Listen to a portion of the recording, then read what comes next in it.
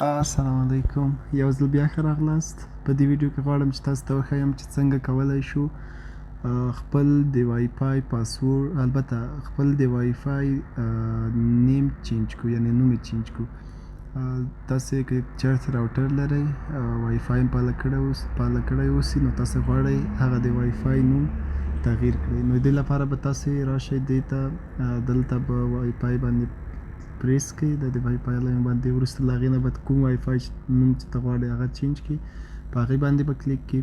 کله مو چې هغلته په دې کوم وای فای سره چې کنیکټ وي هغه نوم باندې مو کلیک کړو، وروسته به منیج راوټر ووهئ او دلته به تاسې یوزر نیم کې هم اډمین ورکړئ او پاسورډ کې هم، او لاګین بشئ.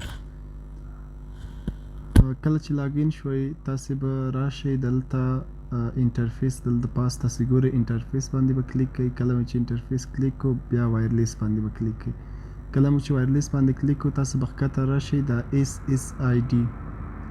SSID دلته به څنګه کوئ، خپل کوم نوم چې تاسې غواړئ چې ورکړئ خپل وای فای ته دا به ډیلیټ کړئ او کوم ستاسو د خوښې نوم به دلته ورکړئ او وروسته له هغې نه به تاسې سیو باندې کلیک کړئ. ستاسې د وای فای نوم به څنګه شي، چینج شي. په دې طریقه تاسې کولی شئ خپل د وای فای نوم چینج کړئ.